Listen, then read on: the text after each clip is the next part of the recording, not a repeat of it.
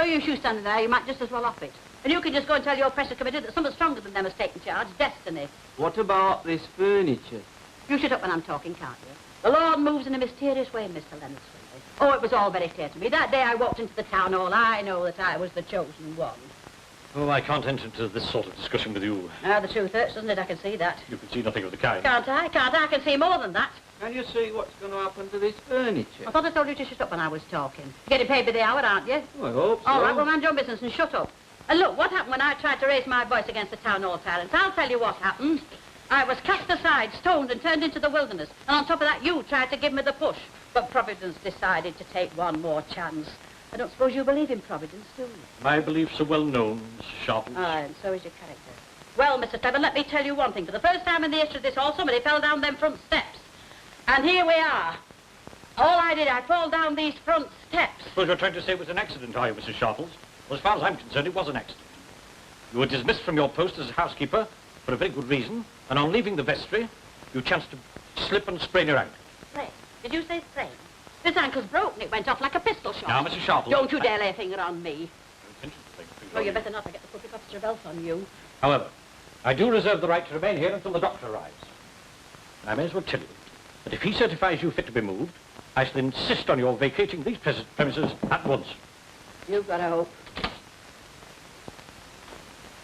Oh.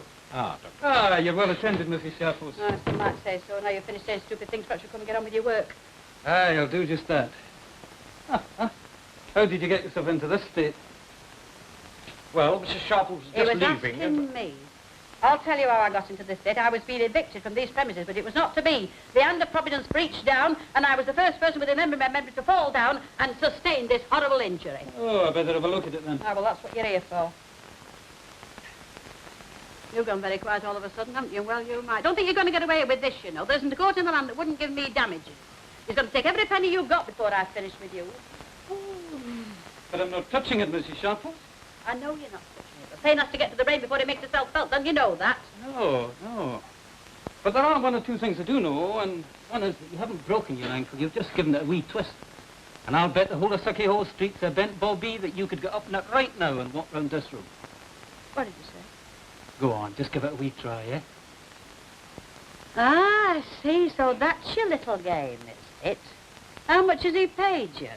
I know. Turn her into a cripple and then her caretaking days are over. Oh, I'm not inclined to take your accusations seriously, Mrs. Sharples. I don't give a toss what you're inclined to do.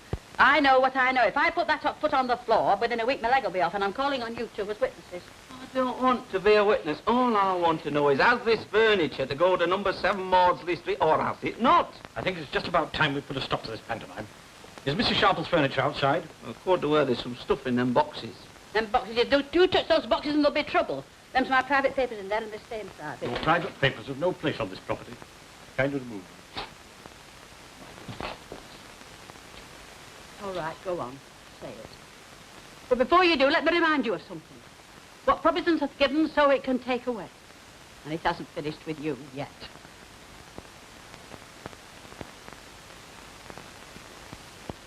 I think he'd done anything to see that lot. Oh, it'd have been worth a quid for a front row seat to that. You haven't met Edith Sharples, have you? Oh, Miss Coronation Street, 1915. Yeah, I've heard all about it, though. Charlie Lee was on duty down here the night the gas main blew. He had us roaring down the station about it. Was that the policeman that moved us over to the mission? Ah, that's the chap. Nice fellow, wasn't he? Oh, he certainly managed everything splendidly, including Ina. Aye, that's saying something, isn't it? Honestly, your life wasn't your own. I swear that she knew I was having our Dennis before I knew him myself. She's right, you know. No got past her. You know that story you used to tell about Big Evening? You remember when the ladder was up against your bedroom window? Oh, that wasn't our house. Must have been somebody else's. Oh, Shall we go sit over there, though? Yes. Oh,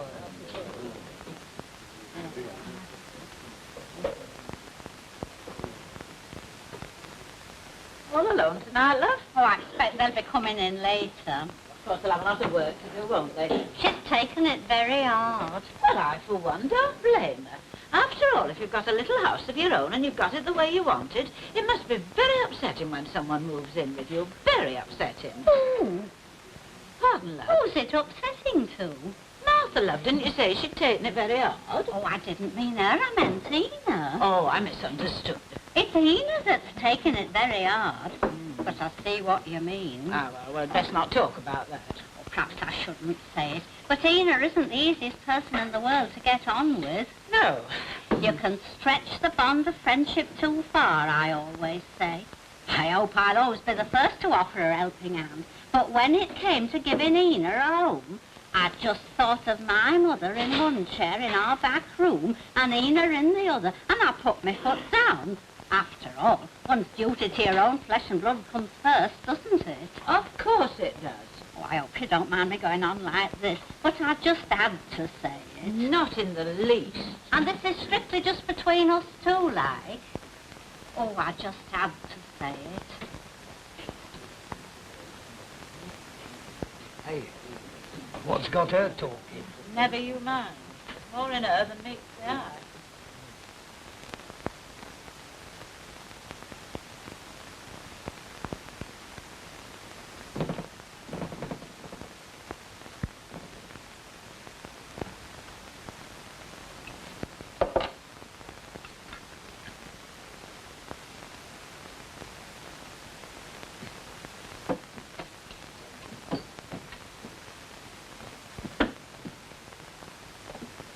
What do you have that bedroom window leaded for? Oh, I had 'em done when I had me downstairs done. It only cost an extra 4 shillings.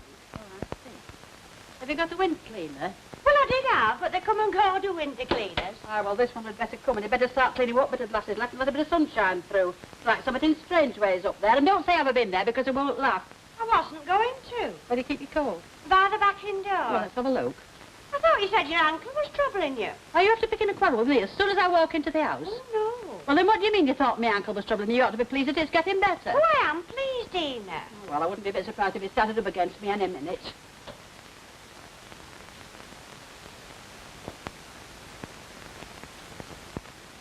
I see our so-called friend doesn't seem fit to come round to see if there's out she can do.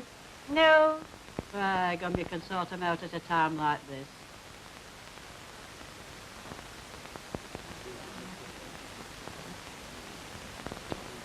Is anyone sitting here? Not at the moment, but I'm expecting 2 friends in soon. Well, they're not here now, are they?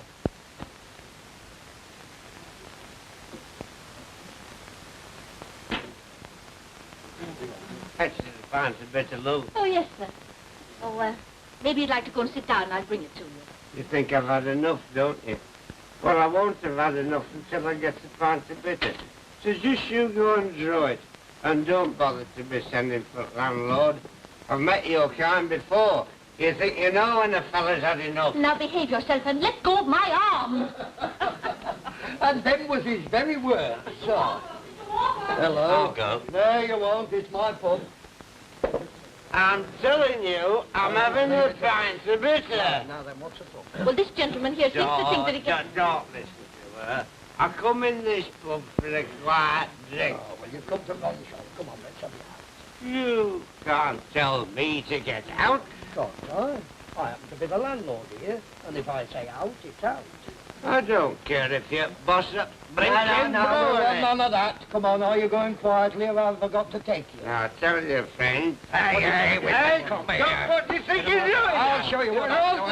I'm telling you, you again. All right? Who are you talking to? Hey, I'll tell you all. I'll be back again.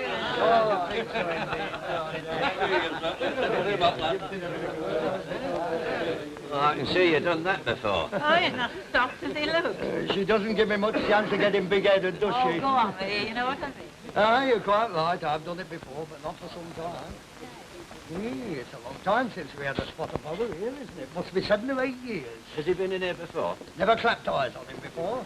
Have you seen him in here, Annie? I haven't, I'm glad to say. And we don't want to see him in here again. We can do without that sort. Aye, but they have a habit of coming back, so if you or any of your customers see him hanging around, you tip me the week, right? I will.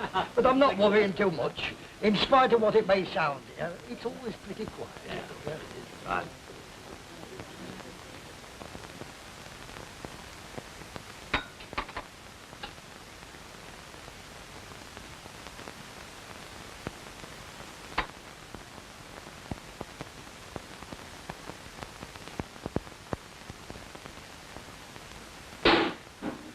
What's that lad doing in there? David, what are you doing in there?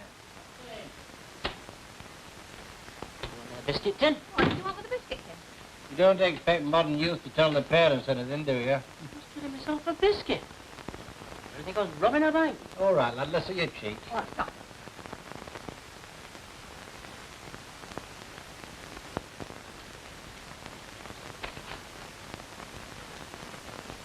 What are you about? Is that lecture on a proper company? Yeah, I don't know. In the union somewhere, I suppose. There you go. Now, look, I've told you, haven't I? The right to say something. Haven't you, but it's common sense. There don't seem much likelihood of that. I don't see what's common sense about worrying about me and our Ken. We're old enough to look after ourselves. Well, how would you feel if we didn't worry about you? Nobody's saying you can't look after yourself. He's just so secretive about things. Who is? Won't you, that lad?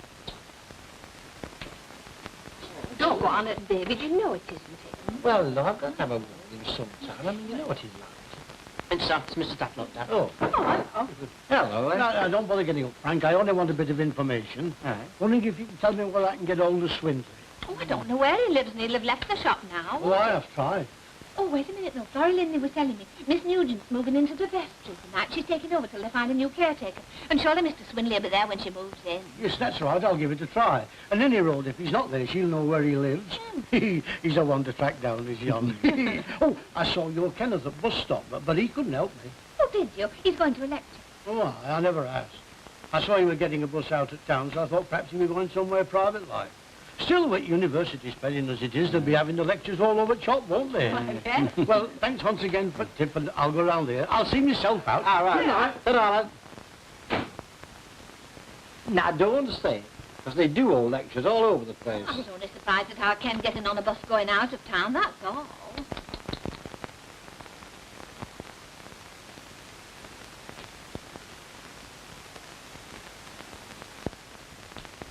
I didn't thank you for Easter Monday. I did enjoy it. Yes, I enjoyed it, too. I'll talk Paul into borrowing the car again. We'll make for another foursome. Some weekend, perhaps. Yes, only... What? Oh, it doesn't matter. You'll only think I'm silly. I don't think you could ever be that. Oh, dear. Yeah, that's not quite the compliment you may think. Is that how you see me? Sensible woman. Oh, I didn't mean that.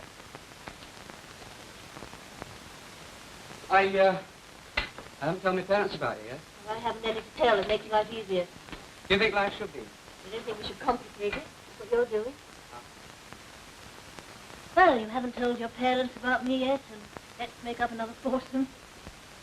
Why don't people know? I can't see that other people complicate. Oh, I'm sorry. I should have used some of that famous common sense. A gay little chat with the university librarian on a casual date with her evening. When you're alone with her in her flat, things aren't quite what they should be, are they?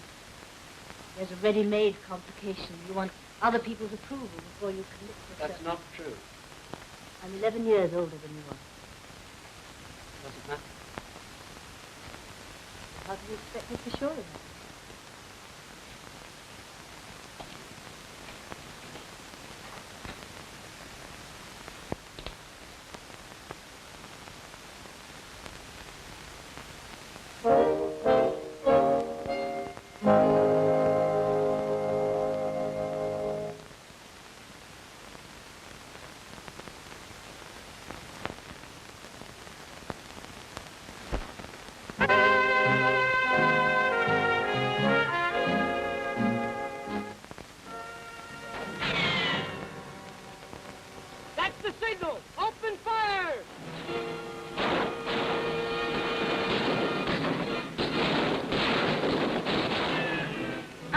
Washing up. Oh, yeah. What do we do? Have you ever seen it on a big soft train? It's a Western. Well, I didn't think it was Nettle and Look, they've got on their horses now, but those fellas got short legs. They're cowboys. Cowboys, they blowed it your set, can't you? Oh, no, our Lily's Will said it was set just right when he brought it. I haven't touched them knobs at the back. Look, they've got off now. Don't tell me they look like that. They look all right to me. I'm so blind as them as won't see.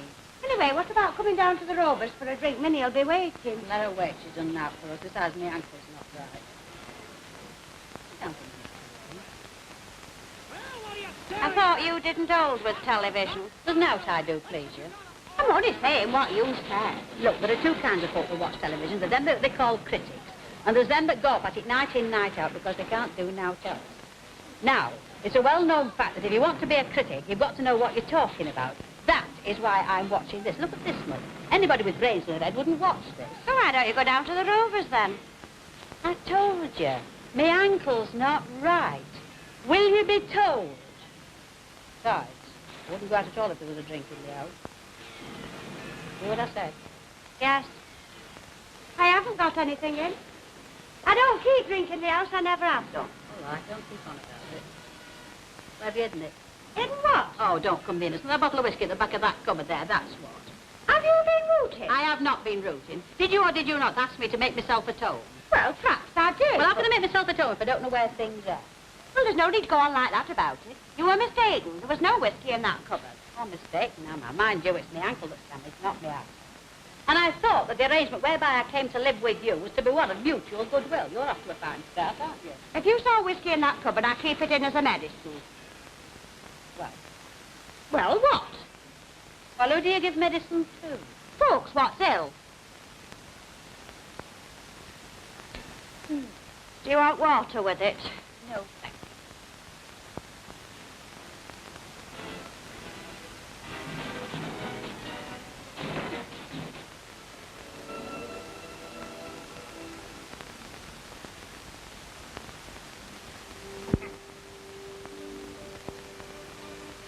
Thank you, Mr. Swindon. Not at all, Miss Nugent.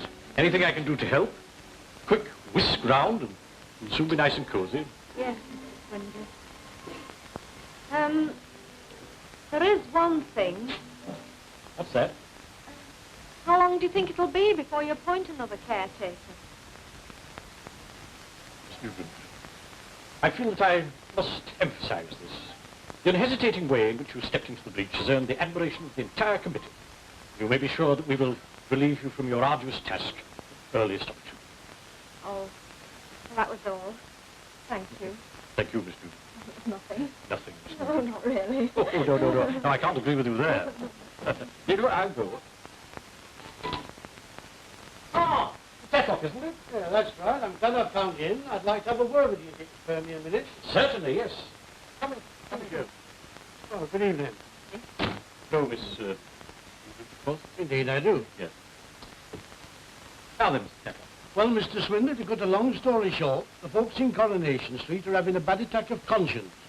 They feel that the letter they sent to the town hall is the direct cause of Mrs. Sharple's being sacked. And that's something they didn't want.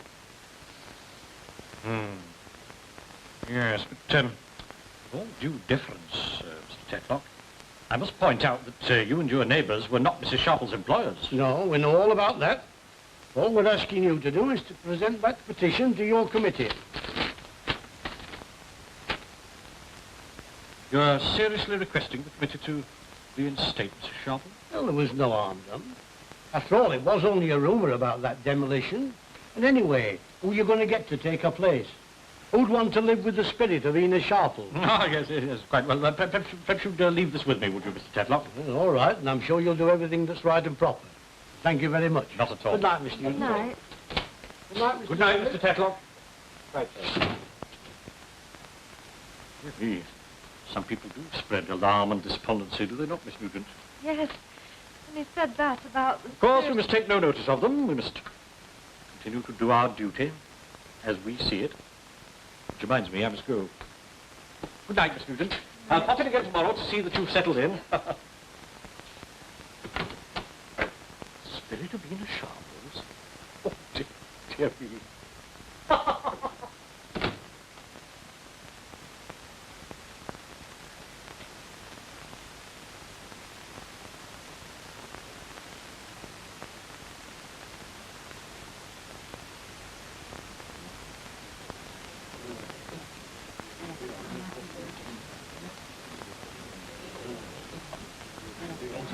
Coming through. It's in the hands of my legal advisors.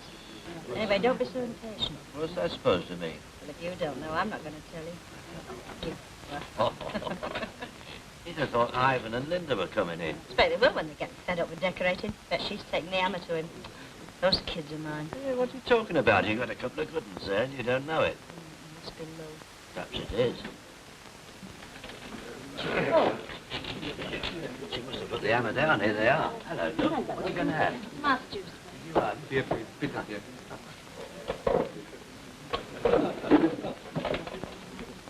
Oh, I see. You two not speaking again. Well, what was it this time? Painting, decorating, or moving the furniture? You better ask Mr. Know-all here. Papering's easy, he said, and there he is standing at the top of the ladder getting angrier and angrier because it's not as easy as he thought. It's not true. All she had to do was hold up the paper. I have the paper rolled. So all she has to do is hold it up against the ceiling on the brush while I smooth it. And he thinks that's easy, and there I was, standing like my Auntie Peg with all the blood rushing out of me arm. Shouldn't have made her do that, though. It was easy. Well, it might sound easy to you, but you're not having the baby, are you? I'm sorry. Well, go on, he's apologised. All right, then. Well, kiss him, can't you? What, in a pub full of people? Well, it's as daft as your husband, isn't it? Oh, wait, love, grand. Yeah, love. Ooh, watch yourself, Elsie. What are you talking about? You never mind. You drink your tomato juice and mind your own business. If it goes on, I shall have to tell her. I would. Ah, but you don't have to, do you? Well, I would if it was me. Well, that's what I'm saying. It isn't you. More's the pity. Oh, hello, Weena. Have you been out of the country? No. I just wondered, you haven't been seen lately. I've been very busy. Oh, but yeah. I thought you was watching television. Ah, well, you thought wrong. Anyway, that set of yours isn't worth watching anyway. Why, what's wrong with it? What's wrong with it? Well, when I come out, there was a fella dancing, and one half of him was at the one side of the screen, and top half of him was at the other. Here, have you been fiddling with them knobs at the back? Have I, Eckers, like? And if I have been, it shouldn't have done that. Oh, now I'll have to get our Lily's Wilfin to see to it. What's he christened that? What? Our Lily's Will. What's the Eckers like? It was christened Wilfrid. Well, then what do you call him our Lily's Will for? That's who he is. Of course he is. Well, you're going to let me sit here all night without a drink in front of me. I've just about managed to get down here in this ankler, man. I suppose you want me to stand up at the bar and have it. Minnie's paying tonight. And cheap at the price. What was that remark? It was just a saying. Oh, well, I can do with less sayings and more kindness. I'll have a milk stout.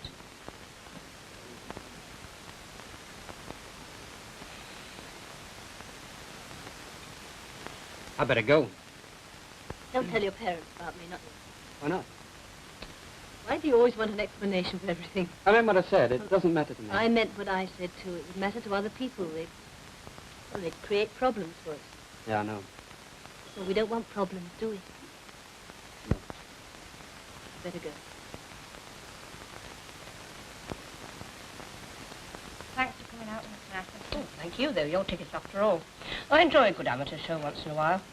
And I must say one thing. You didn't spoil it for me by chatting all the way through. Have I been quiet? Well, you weren't exactly talkative. Getting nervous? What about? Well, I might be getting nervous, but not in the way you think. do you want to talk about it? I suppose I better had her all go balmy. You know what's happening on my birthday, don't you? Of course I do. You're getting engaged. No, that was the general idea. But if it's about marriage, I'm the worst person in the world to talk to, never having tried it. Well, that makes you the best person to talk to, because it's about not getting married. What? I'm not getting engaged to Joe Meckerson, not on my birthday or ever. But how do I tell him?